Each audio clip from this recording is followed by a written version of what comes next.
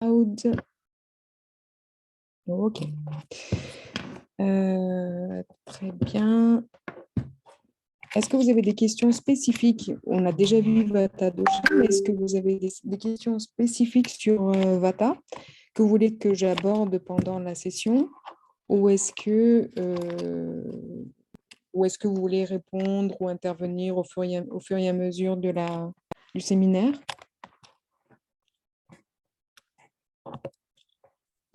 Bonsoir. Au fur et à mesure, si ça ne te dérange pas.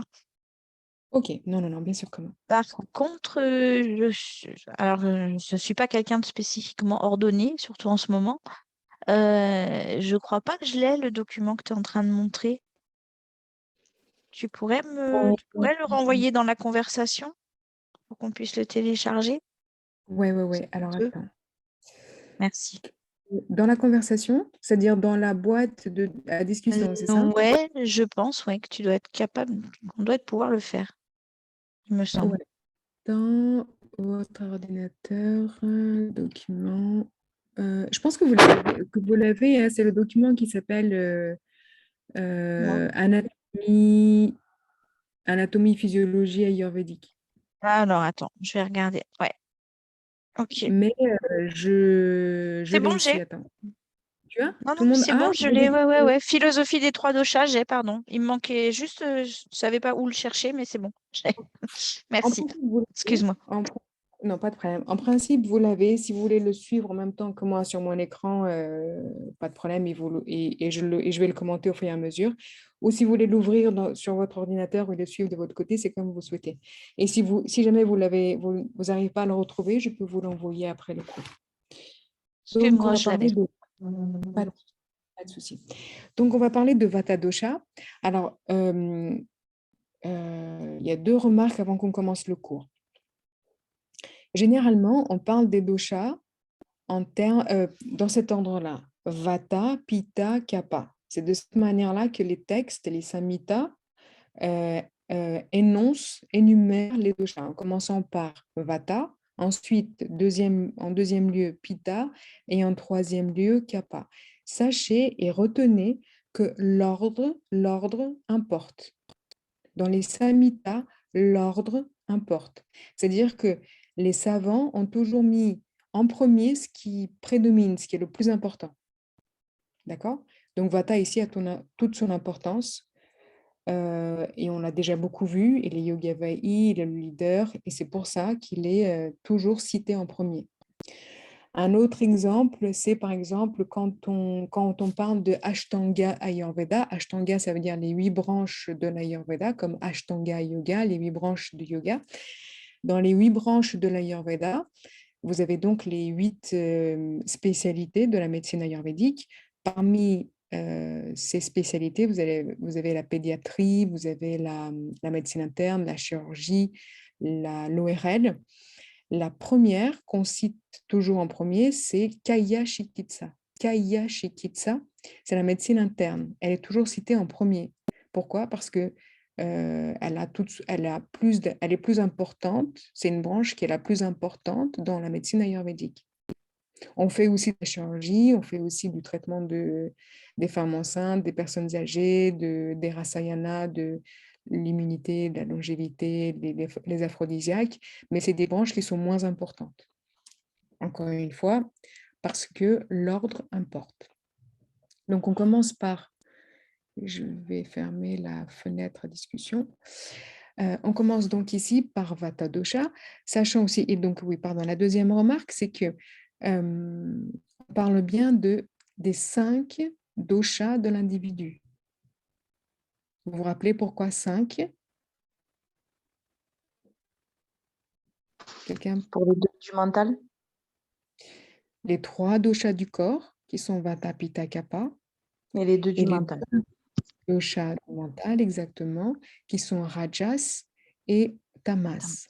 En l'occurrence ici, pourquoi est-ce qu'on rajoute pas, on n'évoque pas sattva?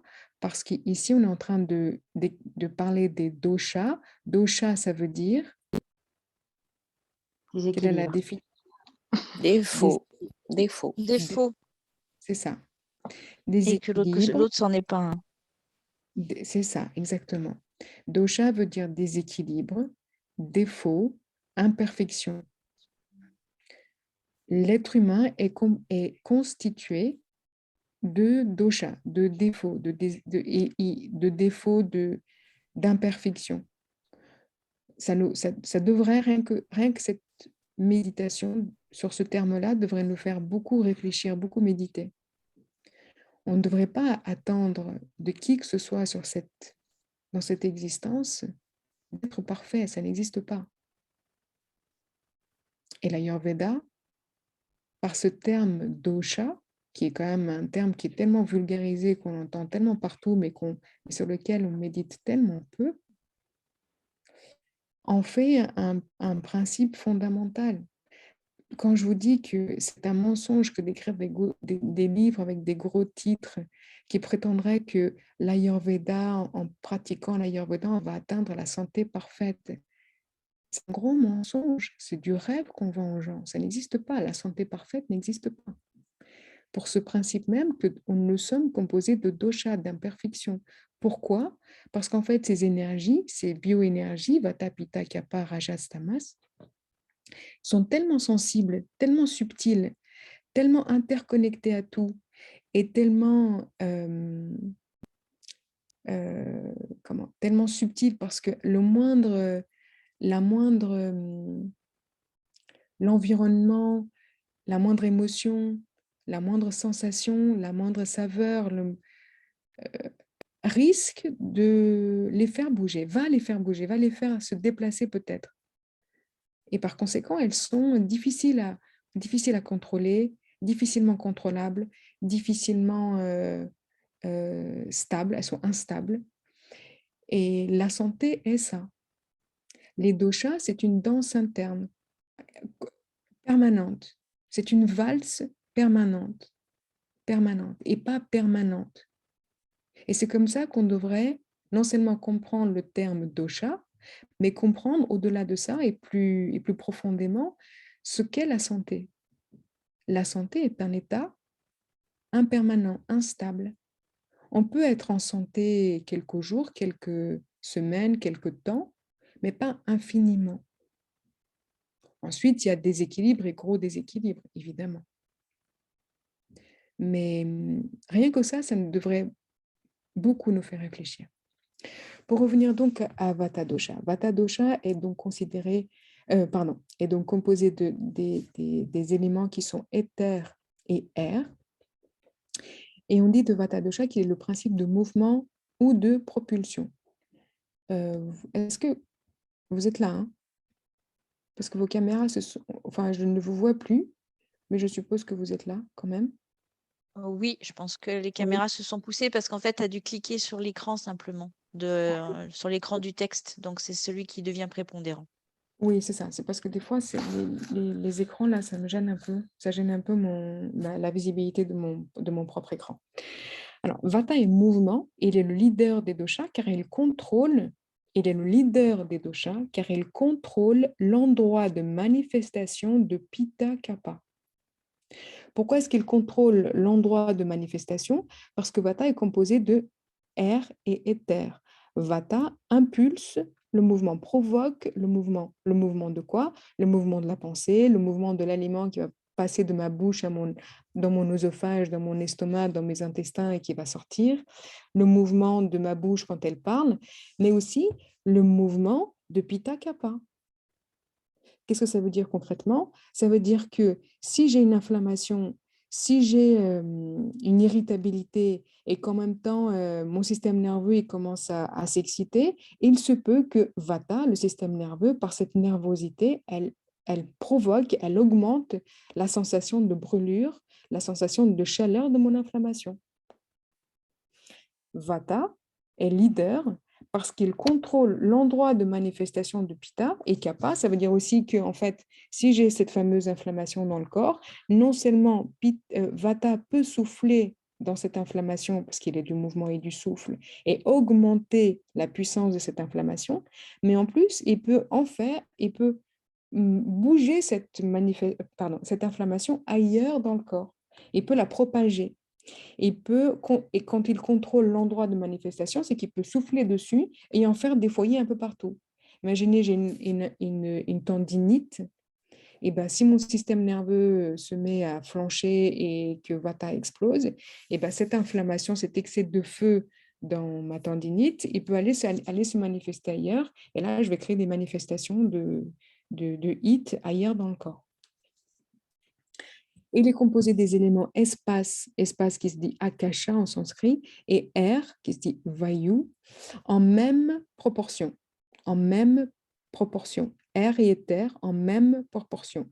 Ce qui différencie de Pitta, Pitta qui est composé plutôt de 70% de feu et 30% d'eau. Ce n'est pas en part égale. Vata signifie ce qui déplace ou transporte les choses. Alors, avant de parler pour juste définir le terme Vata, Vata vient du mot sanskrit Vat, qui veut dire vent. Ok.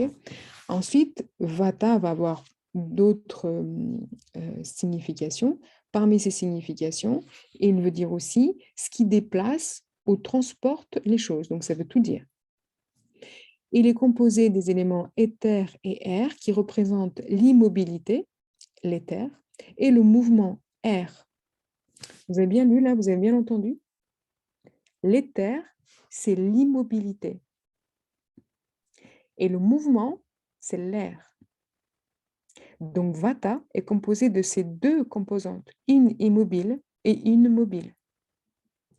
Vata est responsable des grands et des petits mouvements, perceptibles ou imperceptibles du corps, responsable des grands ou des petits mouvements. Quand je marche, quand je respire,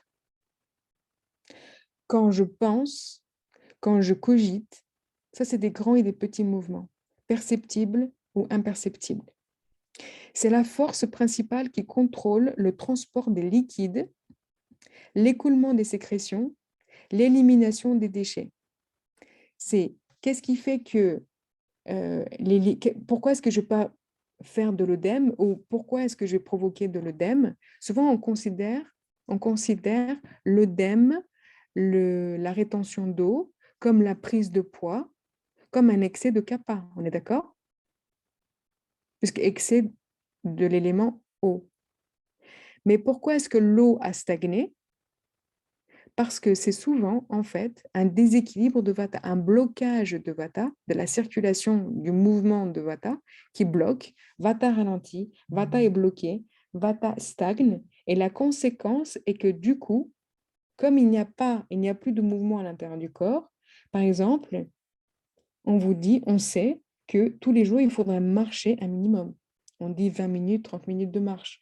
Pourquoi? Parce que ça va activer le système lymphatique, activer la circulation du corps, réoxygéner le corps, donc c'est-à-dire stimuler Vata pour que tous ces déchets, pour que Ama, pour que les liquides et tout ce qui doit sortir du corps sortent de manière convenable et optimum. Quand il n'y a pas de ce mouvement, Vata bloque, stagne et bloque à l'intérieur. La personne, elle gonfle, elle devient sédentaire, elle devient léthargique et elle s'ankylose. Elle prend du poids, elle gonfle d'eau, elle gonfle aussi d'air. OK? Tout à l'heure ou ce matin, on parlait de l'été. L'été, je vous demandais quel dosha s'aggrave en été. On a tendance à croire que c'est Pitta, mais non. Le dosha qui s'aggrave en été, c'est Vata dosha. Pourquoi? Parce que à partir du printemps, l'atmosphère commence à se réchauffer. Donc à partir du printemps, le corps commence à devenir plus chaud, on commence à être avoir une meilleure digestion parce que les rayons du soleil nous réchauffent. Donc le corps, petit à petit, entre le printemps et l'été, le corps petit à petit se réchauffe. Arrivé à l'été, les grosses chaleurs, ce n'est pas toujours le cas évidemment, mais arrivé à l'été, si en plus c'est un été avec des grosses chaleurs, cette grosse chaleur, la chaleur sur la chaleur, c'est les semblables qui s'augmentent. Donc la chaleur sur la chaleur va étouffer le feu va étouffer le feu qui va s'affaiblir.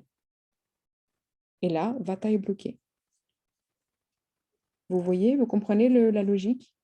C'est pour ça que Vata augmente. Parce que regardez, l'excès de chaleur étouffe le feu s'épuise et se diminue. Comme il s'épuise, il se diminue, il n'est plus vif, il n'est plus suffisamment optimum pour faire transpirer la personne et du coup, du coup lui faire perdre suffisamment de liquide et se maintenir énergétique. Bien au contraire, comme le feu il diminue, il s'affaiblit, il diminue, il s'affaiblit, il s'épuise. Les liquidités qui devraient sortir, les liquidités qui devraient circuler et sortir à travers la transpiration, les urines, l'agni qui devrait brûler convenablement, brûler, c'est-à-dire digérer, métaboliser les aliments qu'on va manger, ne fait plus ce travail-là. Et donc, tout reste bloqué à l'intérieur. Comme tout reste bloqué à l'intérieur, Vata va se noyer, va rester bloqué aussi. Et c'est là où il augmente. Parce que Vata, son propre, c'est le mouvement. Le mouvement et la propulsion. Comme le corps, comme Agni a diminué, il n'y a plus suffisamment de place, le corps s'ankylose, et Vata, dedans, il est bloqué. Il ne peut plus sortir, il ne peut plus bouger. Et là, il s'aggrave. Est-ce que ce concept est clair pour vous ou pas? Oui. Enfin, je dirais oui. Jusqu'à la question qui me proposera le contraire. Moi, je pensais que ça avait un rapport aussi avec la sécheresse Mais bien sûr. par rapport à l'été. Parce que j'ai du mal à... Sécheresse quoi, j'ai Oui, du mal à comprendre que la transpiration soit bloquée. Parce que même quand il fait très chaud, on peut rester comme ça assis et on transpire, ça coule. oui. Tu vois ce que je veux dire? Oui, complètement. Je suis très, je suis basique, mais j'essaye de... Tu as complètement raison. Les fortes températures, ou plutôt la température excessivement chaude va assécher le corps. Assécher le corps. Assécher le corps, ça veut dire que les liquidités vont s'assécher. Il y a deux choses. Il y a les étés qui vont être secs et venteux, ou chauds et humides. On peut avoir des étés différents, on est d'accord?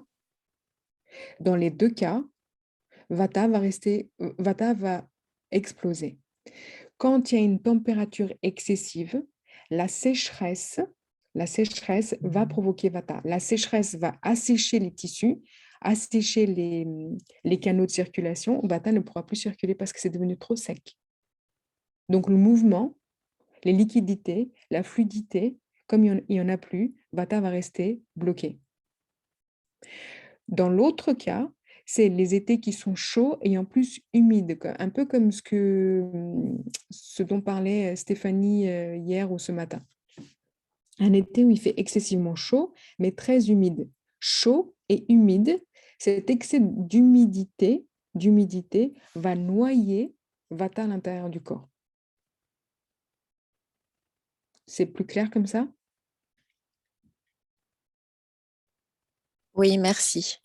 C'est pour ça qu'on dit, quand on passe à table, de ne pas remplir son estomac de trop de nourriture, de garder de l'espace, de l'air dans l'estomac. Pourquoi est-ce qu'il faut ne pas remplir l'estomac de nourriture et laisser de l'espace pour que Vata puisse circuler et aider à la digestion? Si vous remplissez la totalité de votre estomac de bol alimentaire, la digestion ne pourra pas être faite parce que Vata ne pourra plus bouger, va rester coincé dedans. Le feu va se noyer, Vata ne pourra plus bouger, et là, vous allez digérer votre repas pendant 48 heures. C'est un peu ce qui se passe dans les chaleurs excessives et humides. OK? C'est plus clair? Oui, beaucoup plus du coup. OK. Parce que moi, j'étais partie sur le Pitta au départ. On pense toujours à Pitta. Alors, Maintenant, il faut faire attention, c'est que sortons de ces dogmes qui veulent que l'esprit considère que l'été est toujours chaud, que le printemps soit toujours printanier, surtout qu'on est ben, dans des temps dans des temps avec beaucoup de, de ah, climatique, changement climatique. Ces changements climatiques font que les saisons, elles sont différentes. Oui, on a moins de transition Beaucoup moins. entre l'été et l'hiver. Oui, c'est vrai que. Et par rapport au texte, tu vois, par exemple, qu'on a traduit, c'est vrai que bon, on parle vraiment des saisons, de la saison des pluies, de la transition avec le printemps, mais on a l'impression de moins le ressentir maintenant. L'exercice que vous devez faire, c'est quand vous vous réveillez le matin et quand vous ouvrez la fenêtre, identifiez le temps, observez et déduisez. Est-ce qu'il fait chaud? Est-ce qu'il fait froid? Est-ce qu'il fait chaud et humide? Est-ce qu'il fait froid ou sec? Est-ce qu'il fait froid, sec et venteux? Et en fonction de ça, allez voir dans les textes, dans les saisons. Parce qu'en fait, en une saison, on peut avoir 10 milliards de saisons. Dans le sens, là, on est déjà, on est dans l'hiver, mais l'hiver à Paris et l'hiver là tout de suite à Montpellier, on n'a pas les mêmes températures. Oui, moi, c'est ce que je voulais dire. Ce que je me suis dit aussi en lisant les textes, c'est que les saisons en Inde n'ont rien à voir avec les saisons en Europe. Exactement. Et Et les saisons il y a 4000 ans, encore moins. Enfin, exactement. Et l'objectif, ce n'est pas de considérer que, en fait, les saisons, oui, certes, les saisons indiennes et les saisons européennes ne sont pas les mêmes, mais sans faire ce parallèle-là. Les textes nous expliquent qu'est-ce que une saison où il fait chaud, froid, humide, ok? Donc, au lieu de réfléchir en termes de saison, juste observez ce qui se passe à travers votre fenêtre le matin quand vous levez. Et ensuite, allez voir dans les textes à quelle saison ça correspond et appliquez. Vous voyez ce que je veux dire? Sinon, ça viendrait à considérer que tous les vatas sont les mêmes, tous les pittas sont les mêmes, tous les kapas sont les mêmes, et donc on devrait fonctionner, manger, se vêtir, exactement faire le même métier, tous les vatas de la terre et tous les pittas de la terre. Non, non. Tous les printemps et tous les jours du printemps et tous les jours de l'été ne se ressemblent pas. Mais si vous n'observez pas, et si vous ne vous observez pas tous les jours de la même manière que si vous n'observez pas votre environnement tous les jours, vous allez commettre des bêtises et vous n'êtes plus en Ayurveda. On continue. Donc, c'est la force qui contrôle le transport des liquides, l'écoulement des sécrétions, l'élimination des déchets. Ces principaux dérèglements d'ordre physique sont l'épuisement. Tout épuisement physique, intellectuel, digestif est un signe d'aggravation de Vata dosha. Parmi ces autres dérèglements, il y a donc l'épuisement, la débilité, la déshydratation et les troubles mentaux et nerveux. Vata gouverne l'esprit et les sens qui fonctionnent grâce à sa force bioélectrique en assurant leur rapidité de réaction et leur équilibre. Gouverne l'esprit et les sens. Vous voyez que l'esprit et les sens, c'est tout ce qu'il y a de subtil dans le corps de l'être humain. Et pourquoi c'est Vata qui contrôle ça? Parce que Vata a ces mêmes qualités subtiles. L'air et l'éther sont des qualités subtiles. Par conséquent, Vata va s'occuper de fonctions les plus subtiles du corps et du mental. Il permet à l'esprit d'être agile, de s'adapter et de communiquer de façon efficace. Quelqu'un qui sait être agile, c'est pas quelqu'un de pita, d'accord? Quelqu'un qui sait s'adapter à n'importe quelle circonstance, qui a cette flexibilité, qui est un peu un caméléon, ce n'est pas un pita intelligent, c'est un vata intelligent. Quelqu'un qui reste psychorigide, qui reste bloqué parce qu'en société, il n'arrive pas à s'ouvrir aux autres, à communiquer de manière efficace, de manière à adapter son discours en fonction des personnes, en fonction du public devant lui, c'est quelqu'un qui a un vata bloqué. C'est OK ça? Ok. Vata permet à l'esprit d'être agile, de s'adapter et de communiquer de façon efficace. Il donne l'enthousiasme. Et l'enthousiasme, c'est quoi? C'est le matin, si je me lève et que j'ai pas envie, si le matin, je me lève et que j'ai pas de... J'ai un vide sidéral, je considère que ma vie n'a pas de sens, que mon métier n'a plus de sens, que mon couple n'a plus de sens, que... Vous voyez? Ça, c'est pas Pitta et c'est pas Kapha. Non, c'est que Vata est bloqué. Là, c'est que Vata est bloqué. On pense toujours à des excès de Vata, on pense moins quand Vata est diminué, quand il n'y a pas assez de Vata. Et là, c'est le cas. Une personne qui se réveille le matin et qui ne trouve pas de sens ou qui se considère dans un vide sidéral, un vide intérieur, un vide existentiel, c'est par manque de Vata. Du point de vue émotionnel, les principaux troubles de Vata sont la peur et l'anxiété. Lorsqu'il est déséquilibré ou en excès. Lorsqu'il est déséquilibré ou en excès, Vata est responsable du manque d'enracinement et de stabilité. En déséquilibre ou en excès, Vata va donner cette impression d'enracinement, d'instabilité, en plus de ce vide existentiel. La forme subtile ou primordiale de Vata est Prana. Ça veut dire quoi la forme subtile? C'est qu'en fait, vous allez voir, quand on va voir aussi les autres, chaque dosha va avoir une forme subtile, une énergie subtile. L'énergie subtile de Vata, c'est Prana. Prana, c'est le souffle, c'est le mouvement, c'est la respiration. C'est ce qu'on appelle son énergie subtile. L'énergie subtile, on va le voir plus tard quand on verra Pitta. L'énergie subtile de Pitta, c'est Tejas. L'énergie subtile de Kapha, c'est Ojas. À la fois, vous retrouvez cette trinité, Vata, Pitta, Kapha. Vous avez une autre trinité qui s'appelle Prana, Tejas et Ojas. On parle de la même chose, mais de manière plus subtile. Vata, Pitta, Kapha, Prana, Tejas, Ojas, c'est des manières subtiles de parler des mêmes fonctions dans le corps. Donc, prana est considéré comme l'énergie subtile de Vata. Ça veut dire que plus le prana, plus la respiration, plus la cohérence cardiaque va être régulière, plus Vata va se tenir bien. Moins le corps est oxygéné, plus le souffle est bloqué, accéléré, et plus Vata va se déséquilibrer. D'où toute l'importance. Pourquoi est-ce que j'insiste et j'insiste sur la cohérence cardiaque tous les jours, plusieurs fois par jour. Encore plus pour tous ceux qui sont un peu nerveux, un peu anxieux, qui ont des troubles de pitta, qui ont des troubles de mauvaise digestion, qui ont des troubles d'excès de poids, de rétention. Pourquoi? Parce qu'en fait, Vata s'occupe de tout ça. La bonne élimination, le bon métabolisme, la bonne faim, le bon appétit, un appétit qui va être légitime, qui va être propre, qui va être sain, un bon métabolisme des graisses, un bon métabolisme des déchets, ne peut se faire que grâce à Vata. C'est Vata qui évacue, c'est Vata qui élimine, c'est Vata qui fait sortir du corps, c'est Vata qui fait circuler, c'est Vata qui souffle sur le feu et qui lui donne sa force, sa puissance.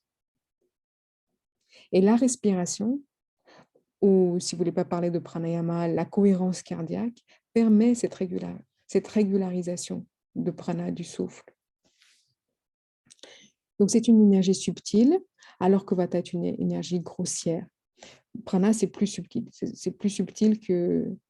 c'est pour ça qu'on appelle une forme subtile ou énergie subtile. Le prana est responsable de l'équilibre de notre organisme, de notre capacité à croître jusqu'à notre plein épanouissement, de notre guérison et de notre créativité. C'est la force indispensable à l'activité de notre corps et de notre esprit, quel que soit leur état. Le site principal où se trouve Vata est dans l'appareil digestif. Le site principal de Vata dans l'appareil digestif est le gros intestin, où ils s'accumulent sous forme de gaz. Pourquoi le gros intestin? Parce que c'est un des organes les plus longs, où il y a le plus d'air dans le corps humain. Et c'est là où il s'accumule sous forme de gaz. D'ailleurs, quand on est en excès de vata, quand on ne digère pas bien, quand il n'y a pas suffisamment de mouvement, quand il y a trop de sédentarité, quand on a peur, quand on est stressé, c'est le côlon qui se met à s'agiter. Soit il va former des gaz, soit il va provoquer gaz, constipation, diarrhée. Mais c'est dans les intestins que ça va se passer.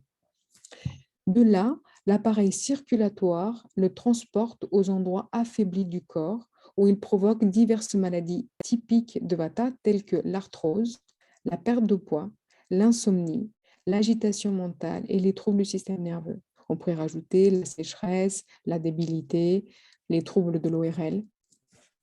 Mais tout part d'ici. Le site principal de Vata, c'est le gros intestin. Quand Vata commence à se déséquilibrer, on commence à ressentir des gaz, un inconfort dans l'intestin.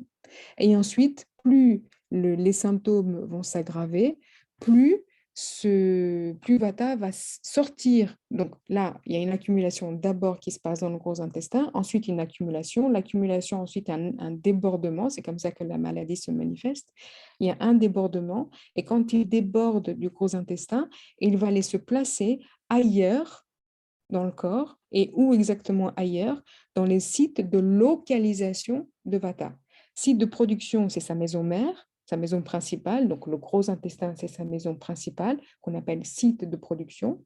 Et ensuite, ailleurs, ces sites de localisation, c'est là où il y a des cavités, ailleurs dans le corps, mais en petites, en petites, des cavités plus petites, disons, que le gros intestin.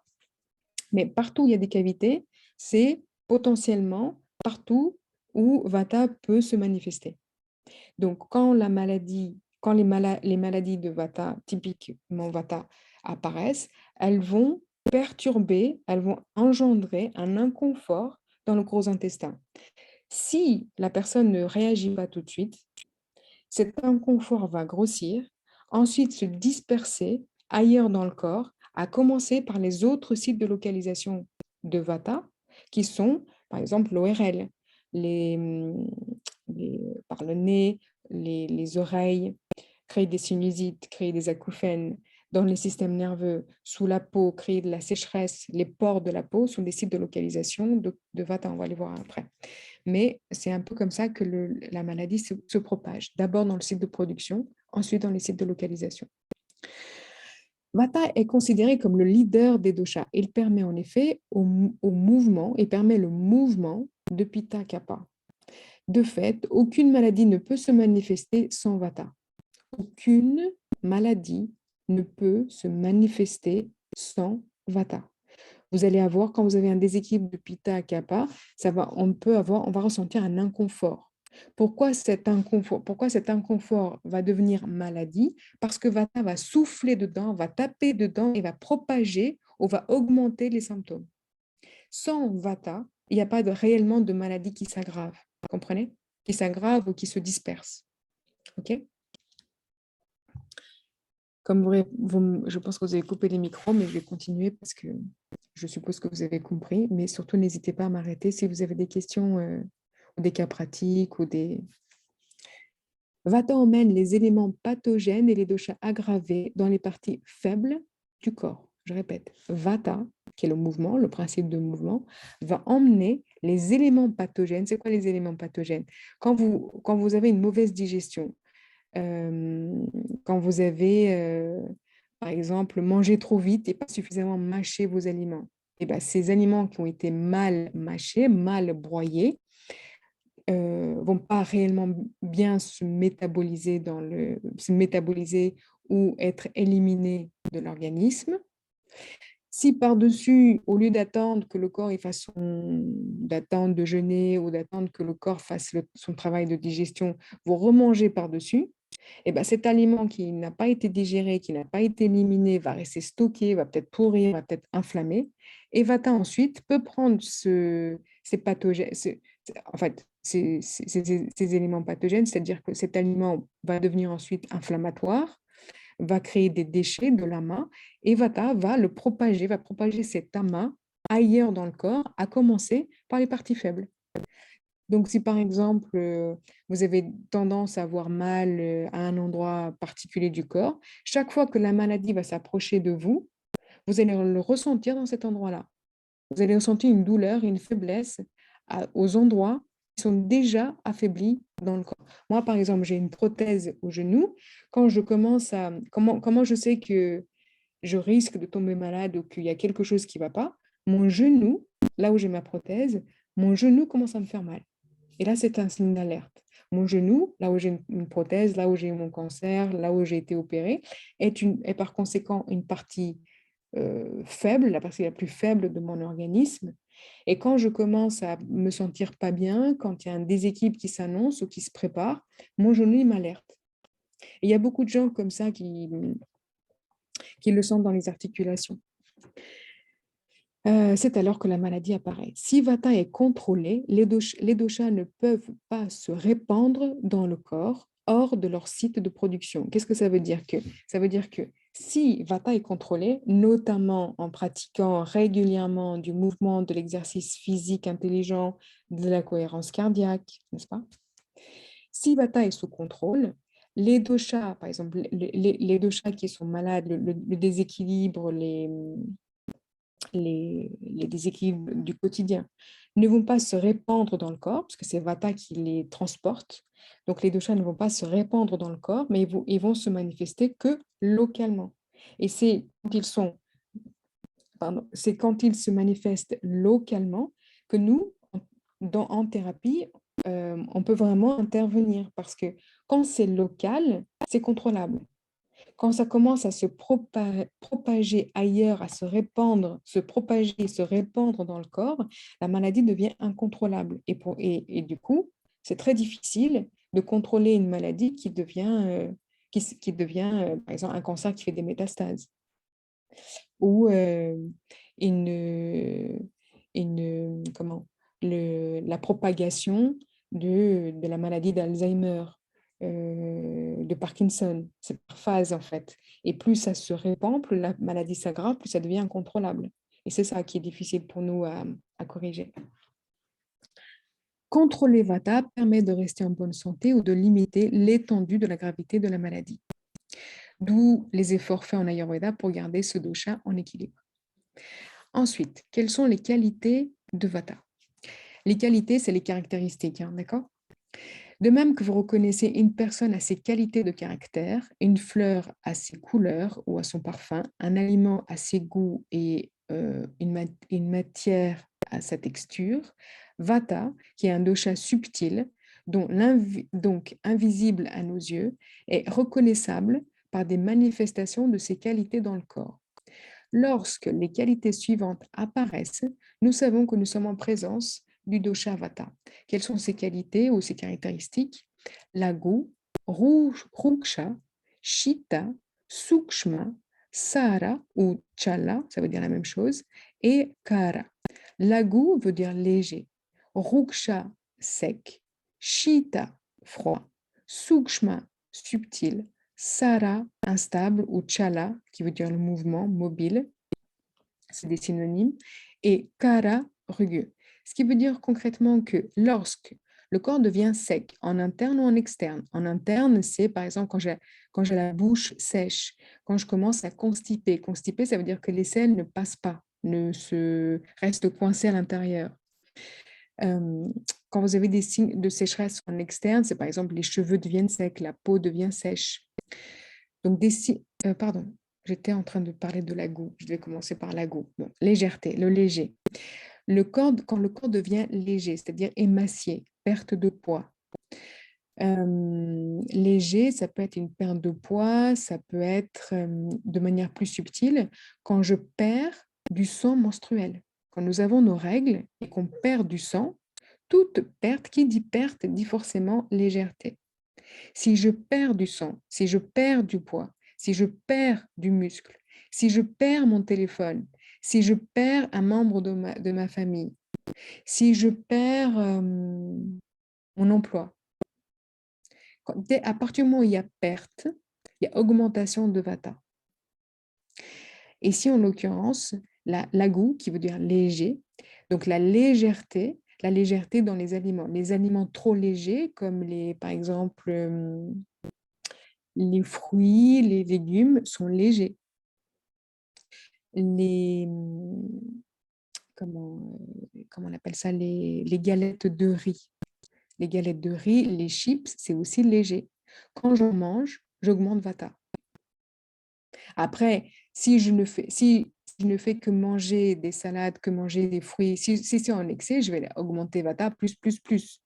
Mais si je mange des chips en même temps que je mouille mes chips dans du hummus, le hummus, c'est lourd et c'est gras, ça contrebalance. Et donc, du coup, ça contrebalance la caractéristique légère et donc ça n'augmente pas, ça évite d'avoir une augmentation de vata.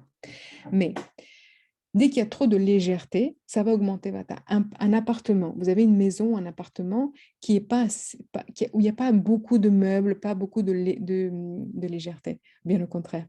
Pas beaucoup de meubles, pas beaucoup d'affaires.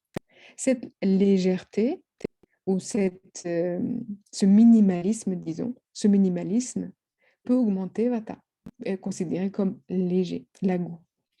Ruksha, là, pour le coup, c'est la sécheresse. Donc, la sécheresse, je parlais de la sécheresse en interne. La sécheresse en externe, c'est l'excès de la sécheresse de la peau, la sécheresse au niveau des cheveux, la sécheresse au niveau des cuticules, des ongles, par exemple. Donc, à partir du moment où vous avez de la sécheresse qui se manifeste, c'est un signe d'aggravation de vata.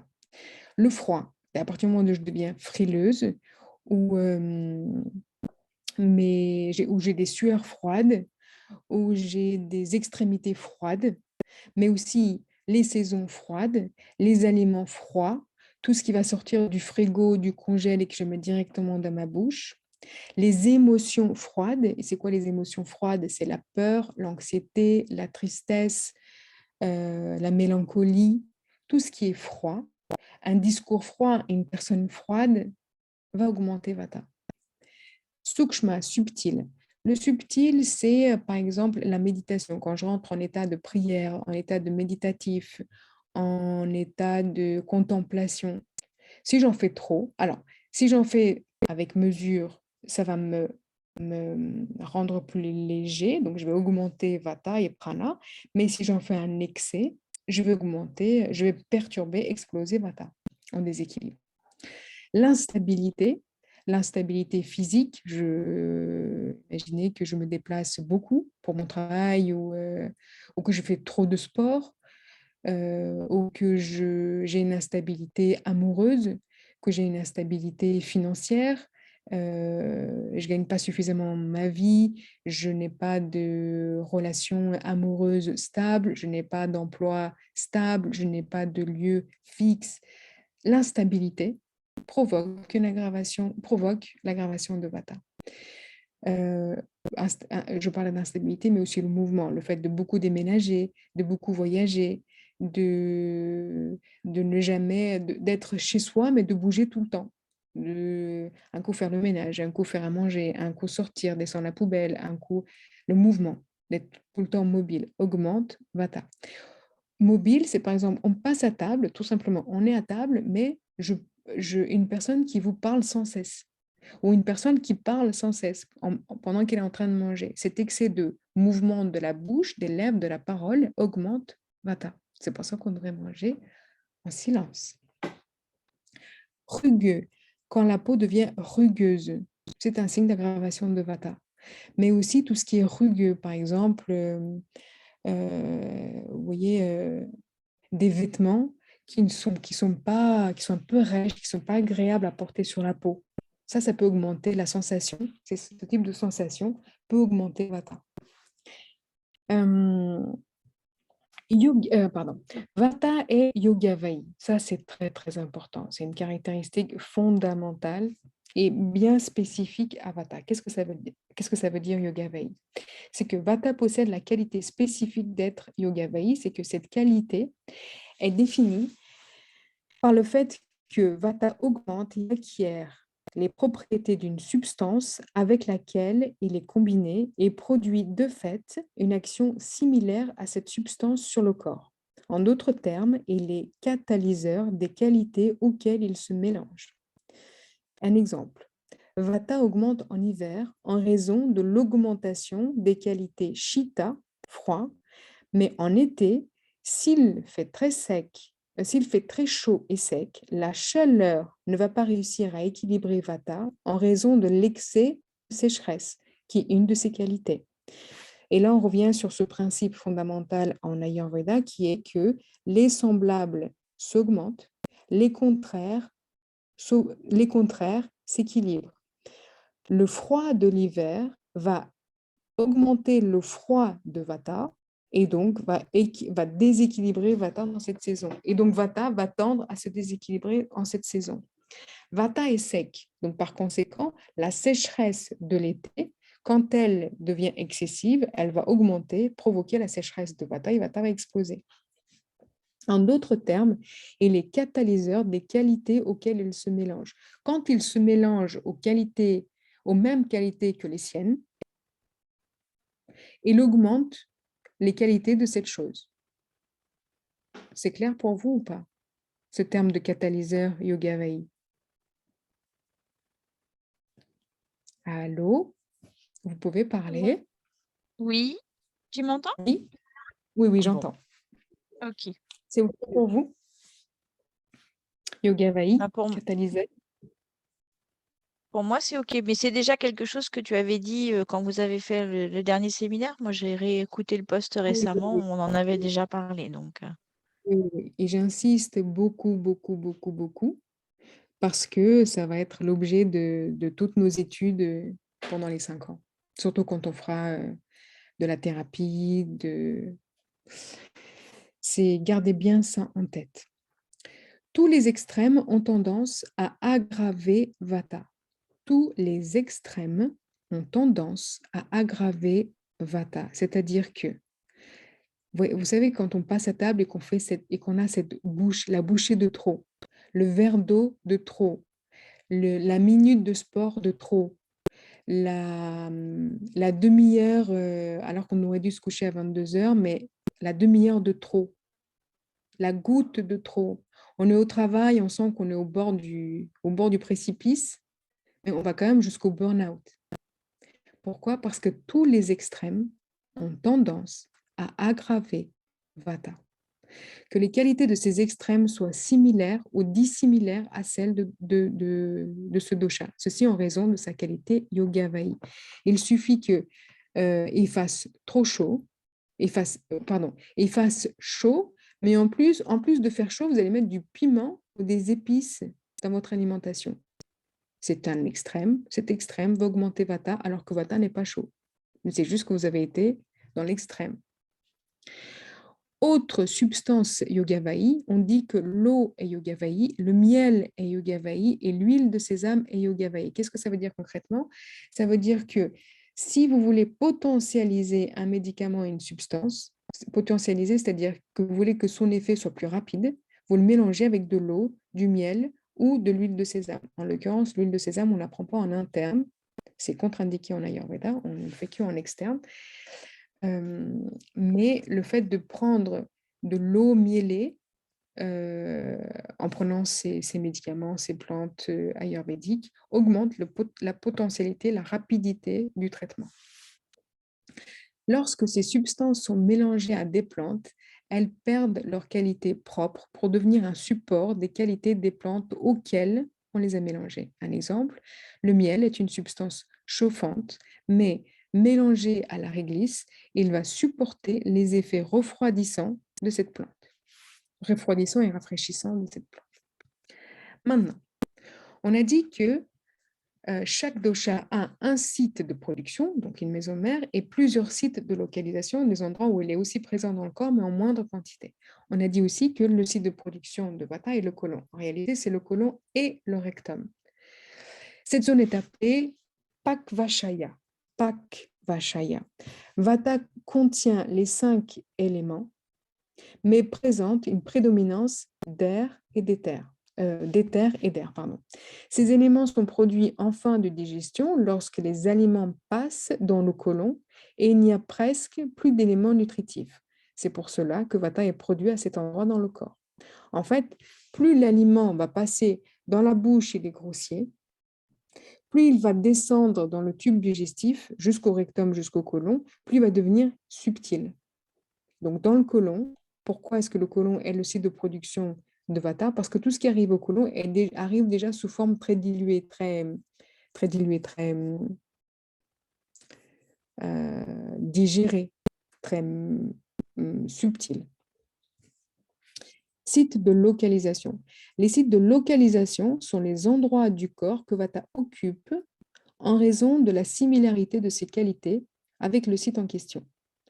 En fait, en cas d'augmentation de ce dosha, les signes de déséquilibre apparaîtront prioritairement dans ces sites. Quels sont ces sites? Le bas du dos, la région lombaire et le sacrum, et l'opposé, c'est la région pelvienne. Donc, la région pelvienne devant et la région lombaire est considérée comme un site de localisation de Vata dosha. Concrètement, quand vous sentez que Vata s'aggrave, commence à s'agiter en vous, mettez de la chaleur en bas du dos et sur toute la région pelvienne avec une bouillotte, en serrant une grosse écharpe, un gros manteau autour de la taille. Les oreilles, les oreilles qui sont une cavité, site d'éther, est un autre site de localisation de Vata. C'est aussi pour ça que quand le système nerveux, quand il y a trop de stress, que le système nerveux, le nerf vague s'agite, les personnes commencent à manifester des acouphènes. Et quand le stress se calme, ces acouphènes disparaissent ou diminuent. Les os, l'intérieur de l'os, parce que les os sont kapha, vata. Kapha parce que l'extérieur de l'os est solide, tout ce qui est solide, c'est kapha, c'est la terre, et c'est la terre, de l'élémentaire. Et l'intérieur de l'os, qui est composé d'air, est considéré comme vata. Donc l'intérieur. La peau, en contact avec la peau, parce que les pores de la peau, les pores, c'est vata, c'est des cavités, des mini-cavités. Et puis parce que la peau est en contact avec l'air, donc c'est l'organe du toucher. La peau est considérée comme un autre site de localisation. Pour revenir aux os et aux oreilles, quand Vata augmente, les maladies que Vata va provoquer sont des maladies liées aux os, par exemple l'ostéoporose, la fragilité, la cassure des os, les acouphènes ou tous les problèmes d'infection dans les oreilles. La peau, c'est-à-dire que la peau va devenir sèche, va devenir sensible, va devenir frileuse. Toute la zone de la taille est un autre site de localisation de Vata. C'est une zone connexe au côlon ascendant et descendant. Donc, toute la zone de la taille, quand je vous disais que vous mettez de la chaleur au niveau des lombaires et de la région pelvienne, c'est toute la taille qu'il faudrait traiter, qu'il faudrait mettre au chaud. Et enfin, les cuisses, Ouais. toutes les jambes. Les cuisses, oui, quelqu'un veut me dire quelque chose? Oui, Françoise. Pardonne-moi. Pourquoi est-ce que les poumons ne sont pas mentionnés parce que avec Udana Vata, le site. Alors, c'est pas considéré comme un site de localisation, en effet. On utilise Vata, tout comme par exemple, dans les yeux, tu trouves Vata. Dans le cœur, tu trouves Vata. Dans la bouche, tu trouves Vata. Pourquoi est-ce que la bouche, qui est une cavité, n'est pas considérée comme un site de localisation? On pourrait se poser la question. Je ne sais pas pourquoi est-ce que les sages ayurvédiques ont fait cette liste et que cette liste n'est pas plus longue. Mais en réalité, si on médite dessus, si on raisonne, alors on peut trouver plein d'autres endroits qui ne sont pas forcément mentionnés sur cette liste. La bouche, par le fait qu'elle est une cavité, les narines, par le fait qu'elles soient des cavités, les poumons, par le fait que ce soit aussi des cavités, les alvéoles, soit des cavités, mais aussi par le mouvement dans les poumons, pourraient être aussi considérés comme un site de localisation de Vata. Absolument, tu as absolument raison. Pourquoi est-ce que ce n'est pas sur cette liste-là? Je ne sais pas. Mais ce n'est pas faux que de le dire. D'ailleurs, l'asthme, ce que je voulais dire, c'est que quand Vata devient pathologique, ça se manifeste aussi parfois par les poumons qui deviennent plus serrés, une toux qui devient plus sèche, la toux devient plus sèche, donc ça a bien un rapport avec la poitrine, avec Ouais. les poumons. Quand je parle trop, j'augmente Vata, ma bouche devient sèche. Donc pourquoi est-ce qu'on ne considérait pas que la bouche est aussi un autre site de localisation de Vata? On pourrait très bien le considérer. Et on doit le considérer. Ne restez pas juste fixé sur cette liste-là. Allez bien raisonner, en fait. Méditer dessus et raisonner. L'œil pourrait être aussi vu, peut-être pas comme un site de Vata, mais comme considéré avec la présence des 3 doshas. Le mouvement de mon œil, de mes paupières, de ma pupille qui va à droite, à gauche, le mouvement de ma paupière, de mes cils, qui c'est qui le permet? C'est Vata. Donc, Vata est bien présent dans mon œil. Vata, en plus de la cavité de ma bouche, le fait que mes lèvres bougent, ma langue bouge, c'est bien parce que Vata le permet. Le fait que mon cœur batte, le mouvement du cœur, si mon cœur ne bat pas, je ne peux pas vivre. Le fait que le cœur batte, c'est bien parce que Vata le permet. Donc pourquoi est-ce qu'on ne considérait pas, est-ce que ce serait faux plutôt que de dire que le cœur est aussi un site de localisation de Vata? Non, ce ne serait pas faux. Il faudrait arriver à l'expliquer pour que ce soit bien compréhensible, mais ce n'est pas faux de le dire. Je pense que site de localisation, c'est peut-être par le taux, par la taille de la cavité. Mais encore, je ne suis même pas sûre qu'on puisse l'expliquer vraiment comme ça. Attendez les filles, il faut que je mette mon... C'est clair, François? J'apporte une clarification ou tu as encore des doutes? Oui, merci. Non, mais parce que je trouvais que les poumons, c'était tellement, enfin, l'air était tellement vital dans les poumons. Je trouvais que c'était, voilà, c'est tout. C'est vital dans les poumons. Mais ensuite, attends, c'est juste que faut que je remette ça à charger ici, sinon je vais vous perdre. Les poumons, c'est spécifique. Les poumons, c'est spécifique à Kapha dosha pour plusieurs raisons. La première, c'est que l'Ayurveda considère comme le yoga que l'individu est un arbre à l'envers. J'ai descendu là, non? Qu'est-ce que j'ai fait?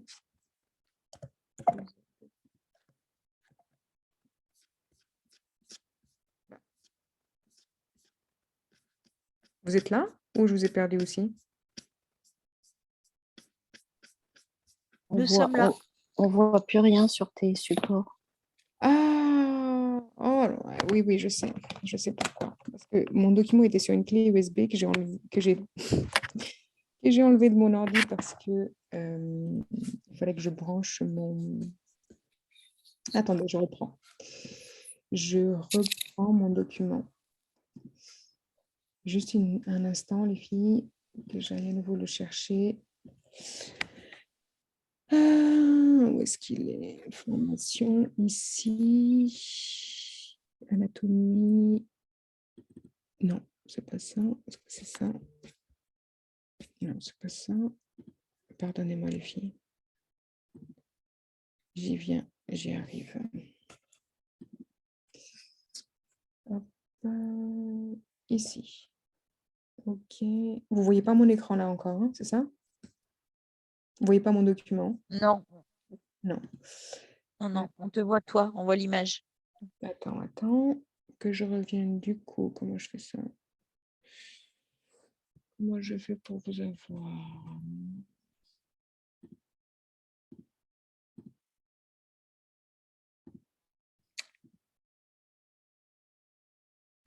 Mince. Ah oui, ça y est, ok.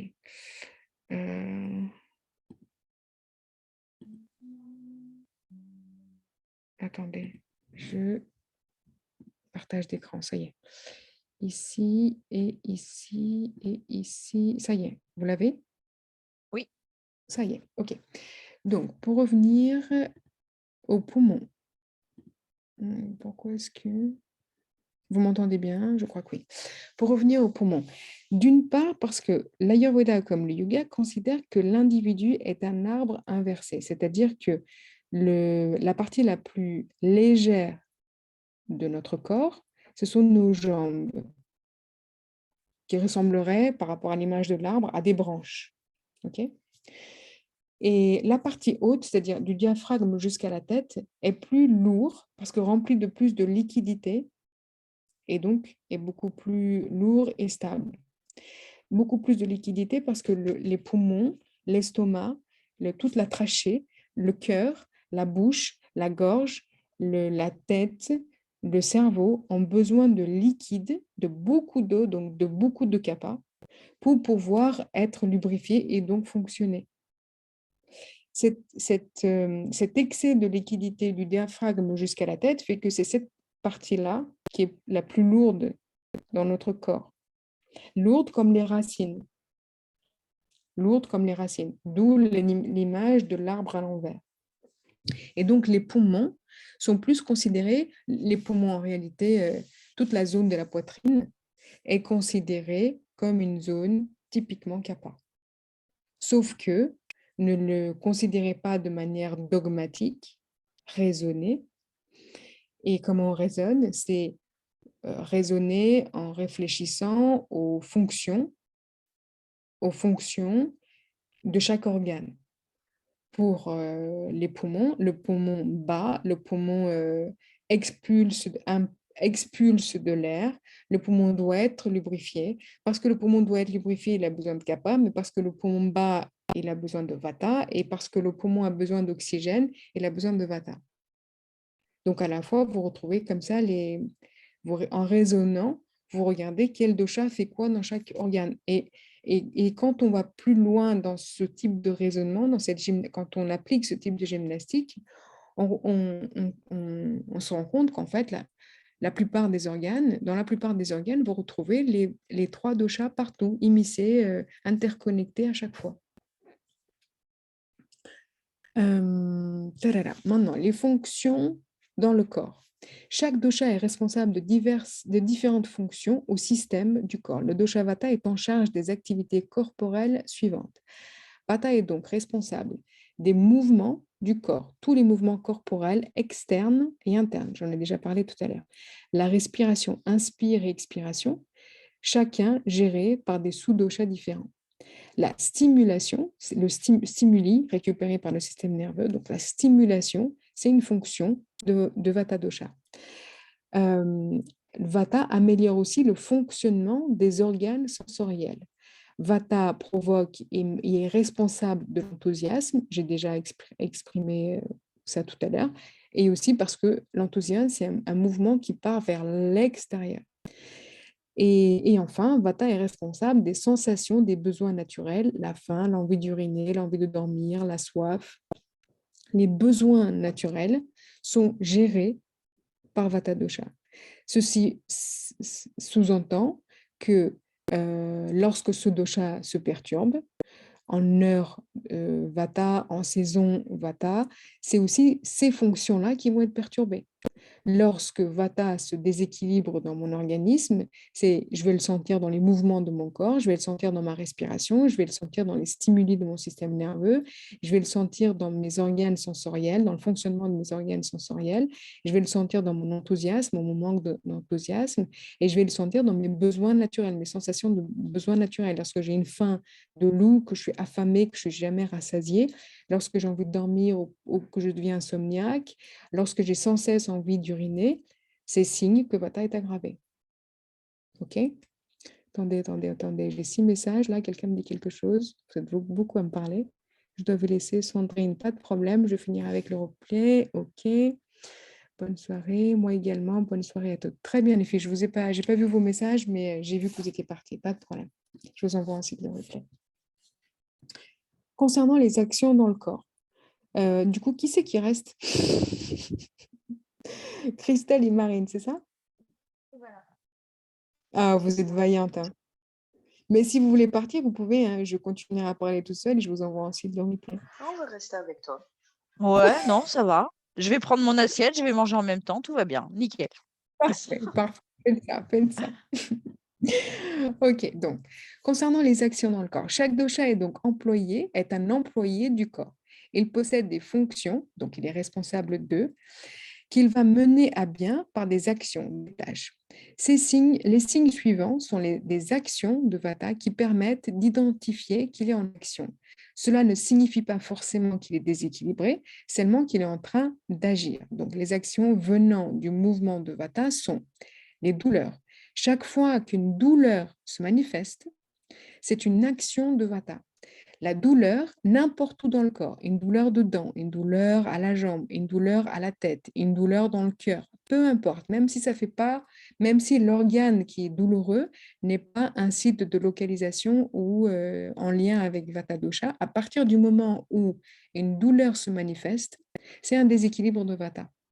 Parce qu'une douleur, c'est quoi? C'est un blocage. Un blocage de quoi? Du souffle, de l'énergie, de prana. En fait, quand le souffle, l'énergie vitale est bloquée, et l'énergie vitale, le souffle, c'est quoi? C'est qui? C'est Vata. À partir du moment où prana est bloqué, il provoque de la douleur. Donc, la douleur est associée à Vata dosha. Le prolapsus, donc la descente des organes, est un signe de déséquilibre de Vata. Les sensations de picotement et de fourmillement, ne pas confondre avec les démangeaisons. Les démangeaisons, c'est une fonction de kapha. Les démangeaisons, c'est signe d'excès d'ama. L'insensibilité, et là on parle d'insensibilité nerveuse. La lassitude, par répétition d'une même activité, par exemple. Les cassures, les gerçures. La peau terne ou la peau qui devient marron, notamment les cernes. C'est des signes de déséquilibre de Vata. C'est comme ça, en fait, que quand vous faites les diagnostics de vos patients, comment on sait quel Vata est perturbé? Parce qu'en observant, en questionnant, en palpant le patient, on retrouve, quand on coche, quand on commence à cocher beaucoup de cette liste, c'est que c'est signe que Vata est perturbé. Et de la même manière, quand Vata est perturbé, c'est ces signes-là qui vont apparaître. Les contractures, les blocages, la tétanie, les fractures, toute déchirure des tissus, les spasmes, la contracture dure plus longtemps, les spasmes plus intenses, l'horripilation, quand on a la chair de poule, les blessures et les plaies, et je pense notamment aux opérations chirurgicales, ou lorsque je me blesse, que je me coupe, ça augmente Vata. L'excès de Vata, comment l'excès d'un dosha se dit, en termes sanskrits, ça se dit prakopa, être en état de prakopa ou être en état de vriddhi. Quand on parle de Vata vriddhi ou Vata prakopa, ça veut dire, on est en train de dire que Vata est en excès. Comment on sait que Vata est en excès? Quand on va retrouver les signes suivants. Quand on retrouve la couleur noire, l'apparition de la couleur noire sur la peau, dans les taches dans les yeux, les selles, des caries, l'apparition de couleur noire dans les selles parfois aussi, c'est un signe d'excès de Vata. Et on va voir que chaque dosha peut être en excès ou en insuffisance. Et quand ils sont en excès ou en insuffisance, ils ne vont pas se manifester par les mêmes signes et le traitement ne va pas être le même par conséquent. Comment on sait que Vata est en excès? Quand donc il y a cette apparition de couleur noire. Et là, cette couleur noire, elle peut apparaître à divers endroits. La couleur noire est aussi caractéristique de fin de vie. Par exemple, quand l'ongle devient noir après un choc, on sait qu'elle va tomber, elle risque de tomber. Mais aussi quand la personne commence à prendre une couleur sombre à la fin de sa vie, c'est des signes de fin de vie. Les éléments nutritifs, en fait, pour expliquer l'apparition de cette couleur noire, c'est que les aliments nutritifs les plus lourds, l'eau et la terre, disparaissent, provoquant l'augmentation d'air et d'éther, produisant la couleur noire. L'émaciation, donc quand la personne commence à devenir très... Quelqu'un me laisse un message. Ma fille est née avec Oui, une c'est petite moi, tache. j'écris en même temps. Oui, attends, ma fille est née avec une petite tache noire dans le blanc de l'œil. Pourrais-je penser que c'est Vata? Peut-être, peut-être. Tu l'as fait examiner? Oui, on m'a dit que c'était rien. À surveiller, à surveiller. C'est peut-être un choc, c'est peut-être quelque chose qui bloque à l'intérieur de l'œil, à voir, à surveiller. Pour l'instant, elle Euh, n'avait pas de. Enfin, au niveau de la vision, il n'y avait rien. mhm. Il y avait pas de. Enfin, pas de particularité. Et elle l'a depuis qu'elle est petite, quoi. Enfin, depuis qu'elle est née, quoi. Mhm. C'est peut-être juste une caractéristique de Vata sans que ce soit pathologique, pathogène, mais à surveiller quand même. Euh, donc l'émaciation, quand une personne commence à devenir très maigre, très émaciée, voire avec des difficultés à prendre du poids, c'est un signe d'excès de Vata. Le désir pour tout ce qui est chaud, des boissons chaudes, vouloir être dans un climat chaud, c'est aussi signe que Vata est en excès. Les tremblements, les tremblements, on pense notamment quand une personne a peur, quand elle est apeurée, quand elle est à la maladie de Parkinson, par exemple. C'est signe d'excès de Vata. Les flatulences, les ballonnements, et ça on l'a vu. Les selles dures et noires sèches pouvant provoquer la constipation. La perte de force, que ce soit la force physique ou qu'on parle de force intellectuelle, la perte de force est un signe d'un excès de Vata. Le blocage du mouvement, lorsque Vata est aggravé, il peut arrêter le mouvement et provoquer de la paralysie. L'absence ou l'excès des sensations naturelles, par exemple, quand trop de sport, excès de mouvement, augmente Vata et coupe la sensation de faim. Ou trop de sport augmente le feu et augmente la sensation de faim. Donc le trop, l'excès dont on parlait tout à l'heure. Le stress face à un examen, donc on va avoir des envies répétées d'aller aux toilettes, les sensations naturelles qui vont être perturbées en absence ou en excès. La logorée, un discours décalé. Un discours décalé, on peut voir en consultation, par exemple, c'est quand les personnes, vous leur posez une question et elle répond à côté. Ou alors, elle va vous raconter des trucs assez improbables, du genre, je vois des fantômes, je suis sûre que ma famille complote derrière mon dos, des choses comme ça.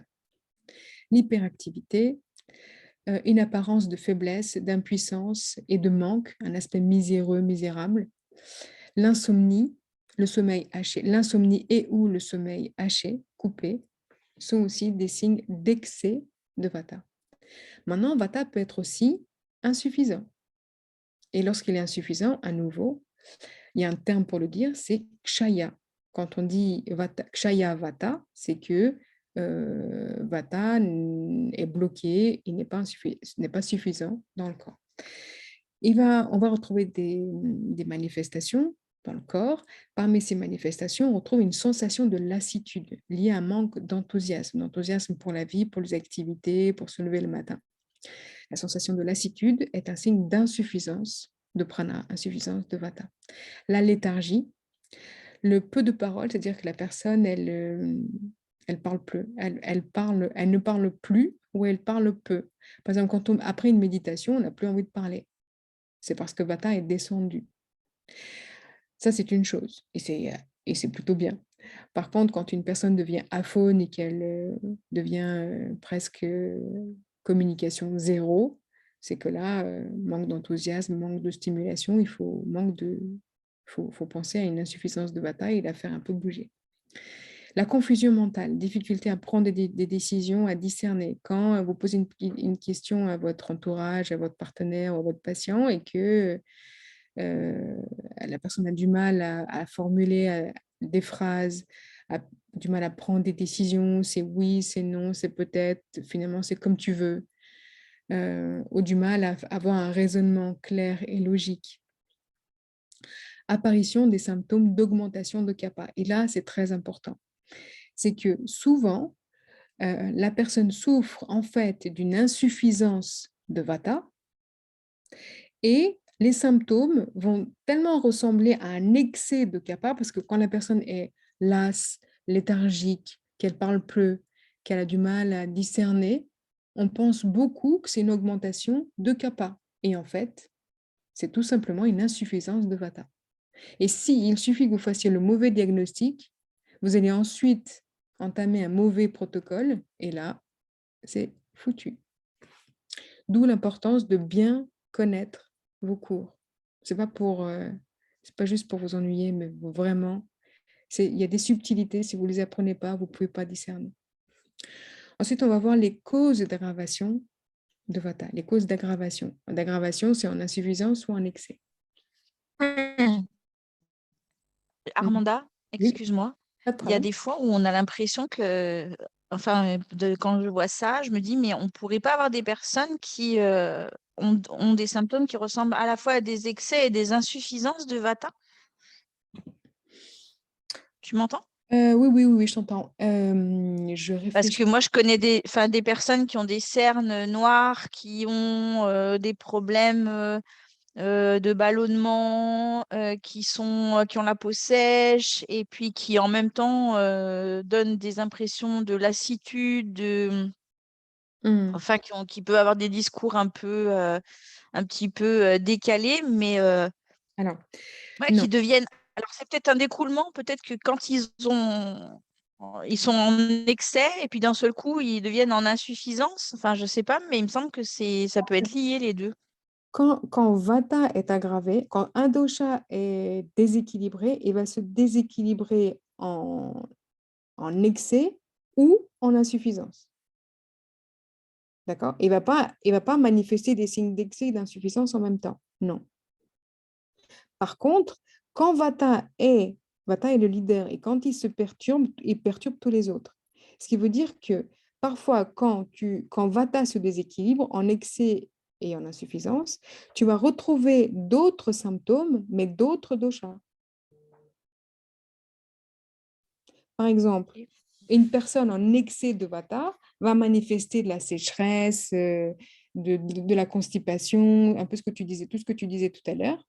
Et comme c'est un déséquilibre de Vata et que Vata potentiellement déséquilibre aussi les deux autres, tu peux aussi trouver des déséquilibres de type Pitta et de type Kapha.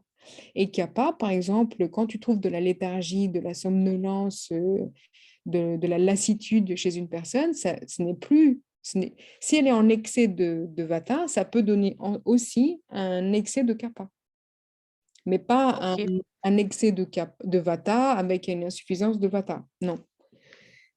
d'accord. La personne est soit en excès, soit en insuffisance du dosha.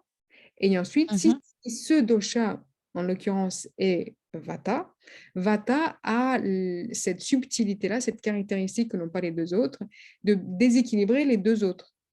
Donc, quand tu as un excès de Vata, tu peux trouver des déséquilibres de Pitta, des signes de Pitta et de Kapha.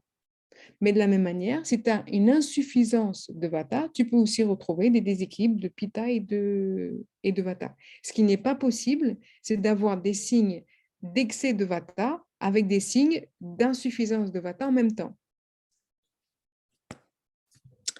OK? Oui, oui, oui, c'est bon. OK. Donc, on va voir maintenant pourquoi et quelles sont les causes et qu'est-ce qui fait que Vata s'aggrave. Donc, chaque dosha se déséquilibre principalement par l'excès d'aliments, l'excès d'activité, d'environnement, de comportement ou d'habitudes de vie ayant des qualités similaires à ce même dosha. Encore une fois, le semblable augmente le semblable. Donc, qu'est-ce qui fait que Vata s'aggrave? Et Vata va s'aggraver, par exemple, par la consommation d'aliments astringents, piquants et amers, des aliments contenant beaucoup d'éléments air et éther. Manger en trop petite quantité, donc augmentation de l'espace et de l'éther dans le corps. Manger des aliments très secs et très légers, donc le sec et léger sont des qualités de Vata. Quand on mange trop sec ou trop léger, on va forcément causer une augmentation de Vata. S'exposer au vent ou à l'air conditionné, veiller la nuit par des insomnies, par des sorties tardives, par du travail nocturne, nager dans la mer et des courants d'eau, l'effort physique violent aggravant le mouvement dans le corps. Toute activité violente, physique violente aggrave Vata. Les blessures, qu'elles soient physiques ou psychiques, s'épuiser, l'épuisement, la perte d'énergie aggrave Vata. L'exposition au froid, le froid est une qualité de Vata, donc l'exposition au froid, soit en externe par des températures froides, soit en mangeant, buvant froid, des glaces, des choses comme ça. Manger des aliments, des boissons froides, eau, glace, crudité. Jeûner, quand on jeûne, on s'allège, on introduit plus d'espace et d'éther dans le corps. Donc, le fait de jeûner, soit de manière trop excessive ou trop constante, peut aussi aggraver Vata. être une cause d'aggravation de Vata.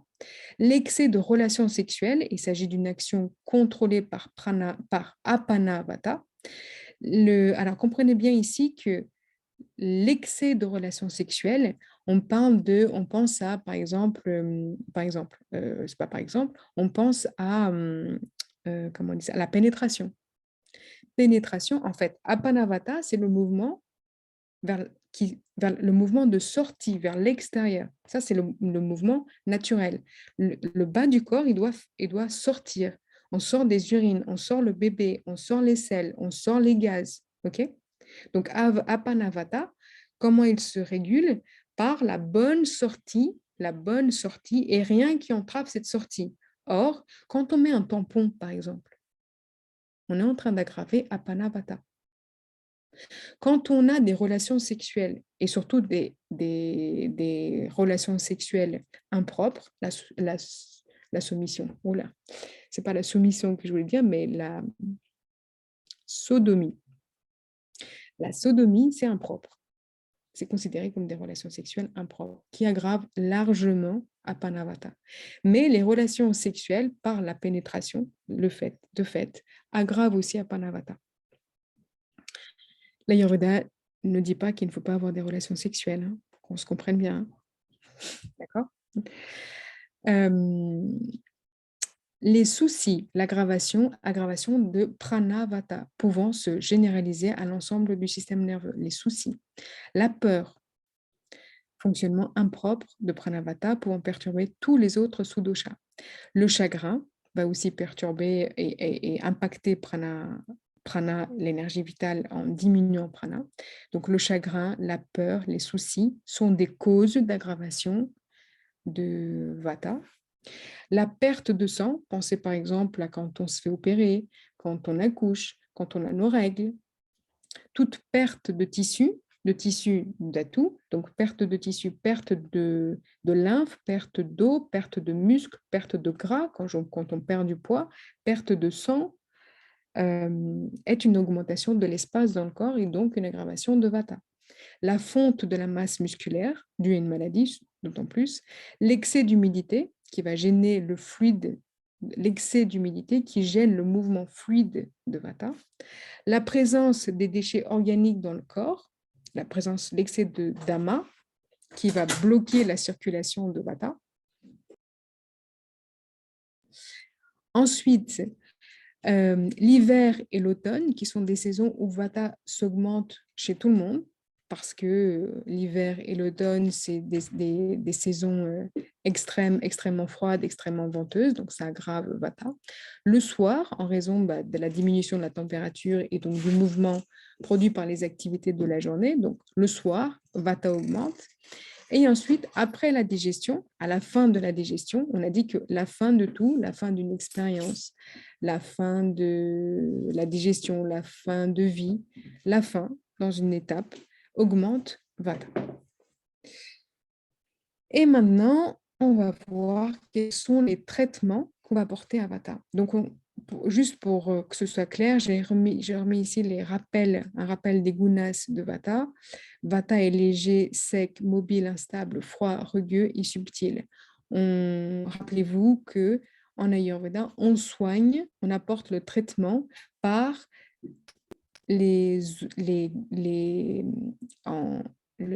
caractéristiques, les qualités opposées au dosha qui est affaibli. Donc, si un excès ou une insuffisance, un dérèglement de Vata, on va prendre les qualités de Vata, qui sont légers, secs, instables, mobiles, froids, rugueux, subtils, et on va lui apporter ses opposés inverses. C'est-à-dire que, puisque Vata est léger, le corps va avoir besoin de lourdeur.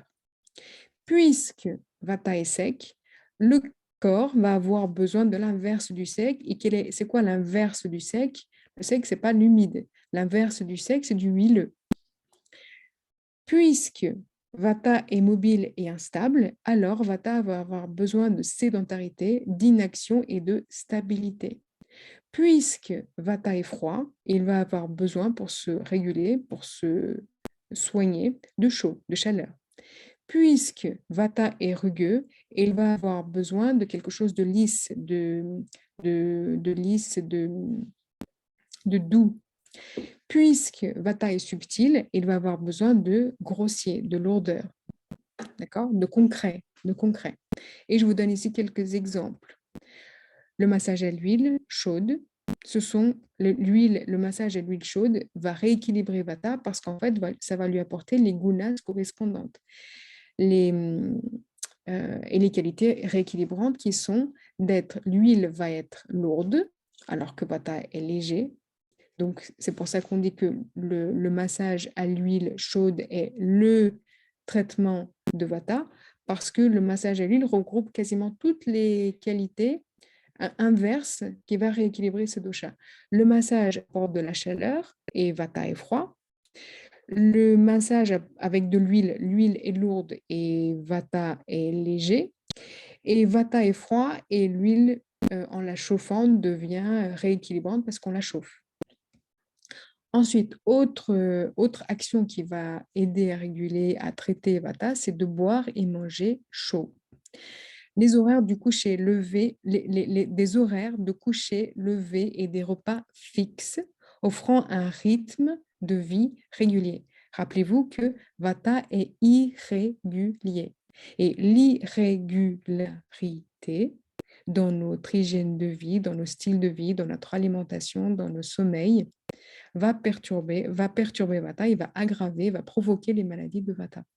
Donc, on revient, parce que cette histoire des cycles circadiens, ce que je vous pousse à faire avec les consultations que vous êtes en train de faire, quand je vous demande de rééduquer les personnes, de revoir l'hygiène de vie des personnes que vous rencontrez, c'est parce qu'avoir une régularité dans nos cycles de vie, dans le cycle circadien, maintenir ces cycles circadiens réguliers, nous prémunit d'une aggravation de Vata dosha. La méditation, qui apporte le silence intérieur et stoppe le bruit incessant du mental. La musique douce, le bain chaud, la concentration sur une seule activité au lieu d'éparpiller son mental, son esprit sur des multitâches.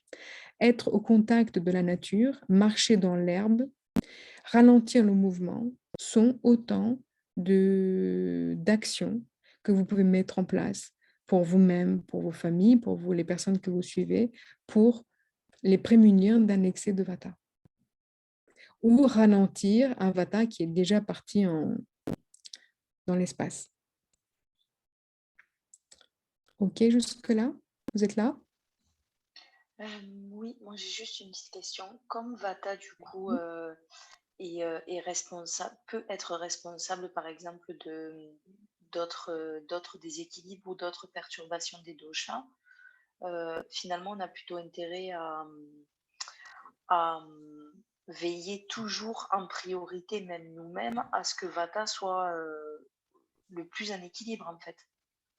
Donc, le rythme qu'on doit aborder, par exemple, même dans la régularité de la journée, des rythmes circadiens, on doit, en fait, c'est presque une nécessité, vu que Vata est au départ de presque tous les déséquilibres, finalement.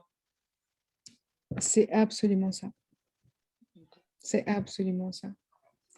Apporter de la ou plutôt veiller à une régularité dans nos vies, que ce soit manger toujours à la même heure, essayer de se le réveiller toujours à la même heure, de se coucher à la même heure, maintenir une régularité dans nos actions, une régularité dans nos activités et une régularité dans notre respiration, dans notre souffle. La pratique de la cohérence cardiaque permet de maintenir cette régularité, de rééduquer notre cœur, notre souffle, notre respiration à avoir le même rythme. Vata a besoin de régularité. D'autant plus que nous vivons dans une époque très irrégulière, qui provoque beaucoup d'irrégularités, qui provoque beaucoup de changements constants, de changements permanents et de changements difficiles, lourds, qui nous impactent, qui impactent nos modes de pensée, nos modes de respirer, nos façons de vivre. Vous voyez? Donc, on est entouré, on vit dans un environnement qui est déjà très irrégulier, très instable, avec des gens autour de nous qui ont peur, qui sont anxieux, qui deviennent eux-mêmes instables. Donc, le plus on va maintenir, on va s'éduquer à maintenir des rythmes de vie réguliers, à avoir un souffle régulier, à maintenir malgré tout, à maintenir notre souffle régulier, calme, serein.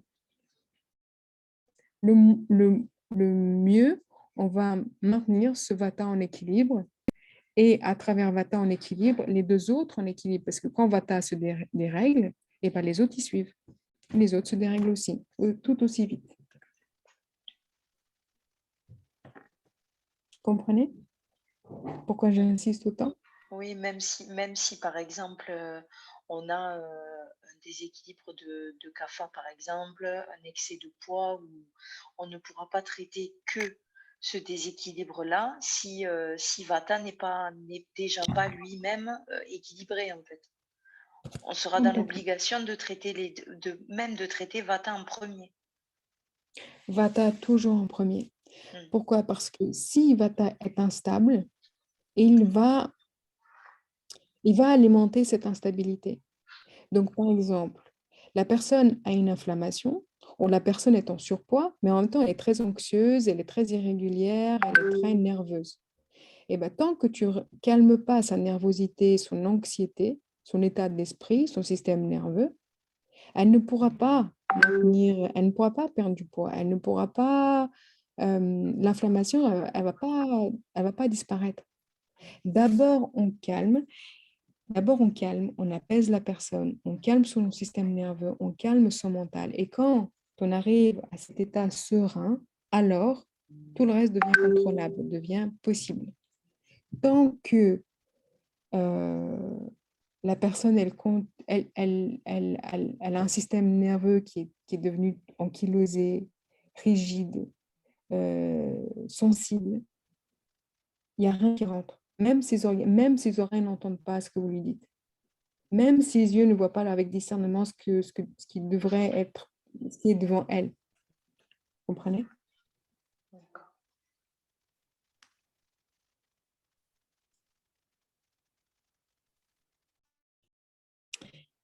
Ok, pour Est-ce que moi vous êtes... aussi. C'est OK? Oui, oui. En fait, quand on regarde les recommandations pour équilibrer Vata, c'est un petit peu les recommandations de base qu'on donne pour être. On pourrait presque dire que c'est comment on dit, l'ordonnance, mais de base, quoi. Il faut que Oui, tu je manges rejoins ouais. équilibré, il faut que tu vives de manière enfin, il faut que tu sois régulier dans ton rythme de vie, il faut que tu t'apportes de la douceur, il faut que tu t'apportes, tu vois, c'est le côté un peu cocooning, doux, il faut que tu te poses, et je trouve que c'est un peu comme si c'était les conseils de base, en fait, pour aller bien. Oui. Eh oui. En fait, c'est beaucoup de simplicité, beaucoup de bon sens. Et c'est tellement simple, et ça paraît tellement simple, tellement logique, tellement du bon sens, qu'on ne le fait plus. Et parce qu'on ne le fait plus, il y a tout qui se dérègle derrière, parce qu'en fait, ça va aller en s'enchaînant. Et en s'enchaînant, et un déséquilibre va entraîner en cascade le déséquilibre des deux autres derrière. Après, je pense que les gens ne le font plus aussi. C'est parce qu'on vit une société où il est presque de bon ton de pouvoir supporter les régularités, de pouvoir supporter de manger du n'importe quoi, n'importe quand, de vivre dans un monde qui bouge, enfin, de faire plusieurs activités. En fait, tout le contraire de ça, c'est des choses qu'on te demande de supporter et où quand tu y arrives, on te dit c'est super, t'es polyvalent et t'es flexible. Oui, c'est ça. Aujourd'hui, On est dans une. Voilà, mais c'est tout le contraire de ça, c'est ce qui est plébiscité maintenant, donc c'est un peu dommage. oui, on glorifie beaucoup quand tu es multitâche, quand tu arrives à faire avoir moult talents, que tu fais des heures pas possibles. Il y a une glorification de cet état d'esprit un peu jeune cadre dynamique, opérationnel et sans repos. D'ailleurs, quelqu'un qui n'est pas, comment quand on te pose la question, que tu dis que tout va bien dans ta vie, que tu aimes ton boulot, ça paraît presque incommodant pour, pour le reste de la société. Comment c'est pas un Exactement. Ouais, feignant, c'est un feignant. ouais, c'est ça. Et c'est pour ça peut-être que aussi les gens ne travaillent pas là-dessus, puisque c'est tellement, ça devient presque antinomique. Si tu dis, bah oui, mais moi, le soir, quand je rentre, je me fais couler un bain chaud, je sors à 19h, je me prends une tisane, je médite, je prends un bain chaud, et pardon, et puis à 22h, grand maximum, je suis couchée, les gens, ils te regardent avec des yeux comme Oui, des c'est vrai. orbites, et puis ils comprennent pas, quoi. Mhm. Et encore plus quand t'es jeune aussi. Quand t'es plus jeune, alors là, on te catalogue de suite en te disant ah ben t'es une mamie, quoi.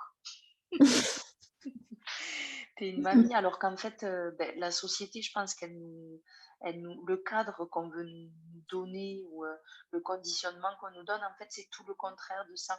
Plus tu prends soin de toi, plus tu t'écoutes, ben, moins tu peux passer de temps au travail, moins tu peux être polyvalent et c'est pas du tout productif, en fait.